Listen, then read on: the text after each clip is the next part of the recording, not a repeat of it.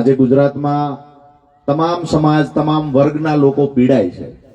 એમાં ખાસ કરી અને ખેડૂતોના મુદ્દાની વાત કરીએ તો ખેડૂત એટલા માટે વધારે પીડાય છે કે સત્તામાં બેઠેલા કોઈ પણ વ્યક્તિ ખેડૂતો માટે બોલતા નથી। પીડા શેની છે? આજે એની વાત કરીએ તો પ્રમોલિગેશન 12,000 થી વધારે ગામડાઓમાં થયું ગુજરાતમાં, જેમાં તમારા વિસ્તારના પણ ગામડાઓ ખાસ કરીને આવી ગયા।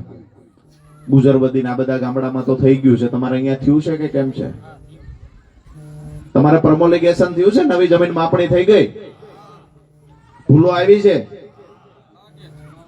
રોડે ખેતર હતા એના સીમાડે જતા રહ્યા, સીમાડે હતા એના રોડે આવતા રહ્યા। કોકને જે આકૃતિ ચોરસ હતી તો લંબગોળ થઈ ગયા, કોકને રોડના એક ભાગમાં હતું એ બે ભાગમાં વહેંચાઈ ગયું। આવી બધી ઘટનાઓ ઘટી છે।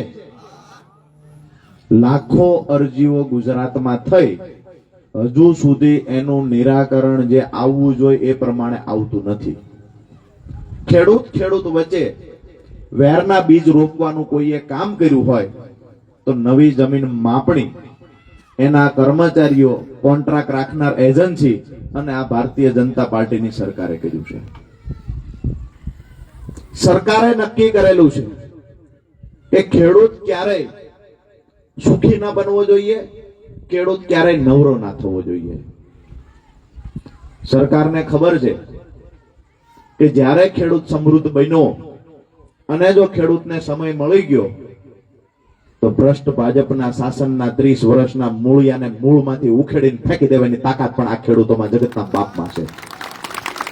આ તાકાત હું કાયમ માટે કહું છું કે કોઈ એક સમાજ એવું માની લે કે અમે આ સરકારને ઉખેડી નાખશું, કોઈ એક રાજ્યના લોકો માની લે કે અમે આ સરકારને ઉખેડી લઈશું, કોઈ એક તાલુકાના લોકો માની લે, કોઈ એક જિલ્લાના લોકો માની લે કે અમે આ સરકારને ઉખેડી લઈશું।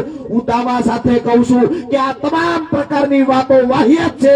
જેથી અમારો જગતનો બાપ માની લે છે કે અમે ભાજપના મૂળિયા ઉખેડી નાખશું, 24 કલાક નહીં થાય ભ્રષ્ટ ભાજપના મૂળિયા ખેડૂતો ઉખેડી નાખશે।